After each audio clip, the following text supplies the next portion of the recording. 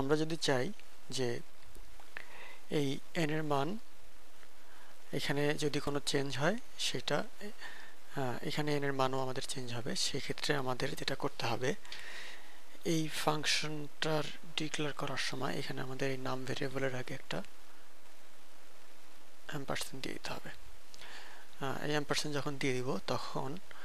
আমাদের এখন যেটা হবে কম্পাইলার দেখবে যে এটা একটা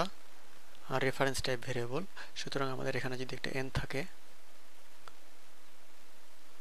এবং আরেকটা ভেরিয়েবল আছে আমাদের এখানে r,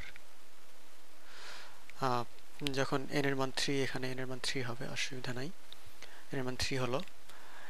এরপরে যখন এখানে দেখবে যে এই ভেরিয়েবলটা আসলে বাই রেফারেন্স ভেরিয়েবল, এখানে একটা এম্পারসেন্ট দেওয়া আছে, তখন যখন এই স্কোয়ার ফাংশনটা কল করা হবে তখন এই n এর মানটা নতুন আর একটা ভেরিয়েবলের মধ্যে না রেখে এখানে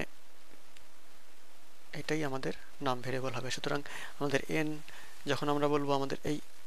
এই মেইন ফাংশনে যখন আমরা বলবো n, সেটা হচ্ছে আমাদের এই লোকেশনটা, এবং আমরা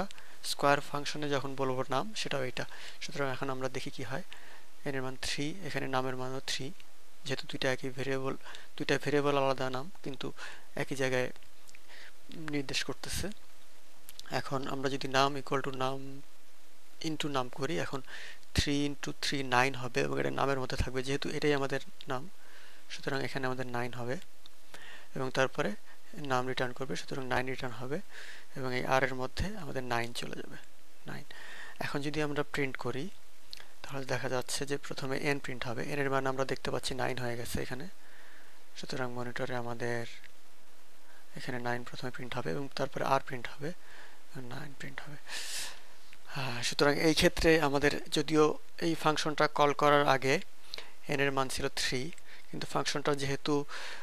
বাই রেফারেন্স ভেরিয়েবল ব্যবহার করা হয়েছে প্যারামিটার হিসেবে, সুতরাং যে ভ্যালুটা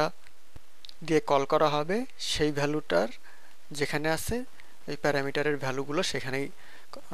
কম্পিউটার স্টোর করবে। সুতরাং এই ভ্যালুটা এটা যদি চেঞ্জ হয় এই ফাংশনের মধ্যে তাহলে এই যেখান থেকে কল করা হয়েছে সেটা আমাদের চেঞ্জ হয়ে যাবে।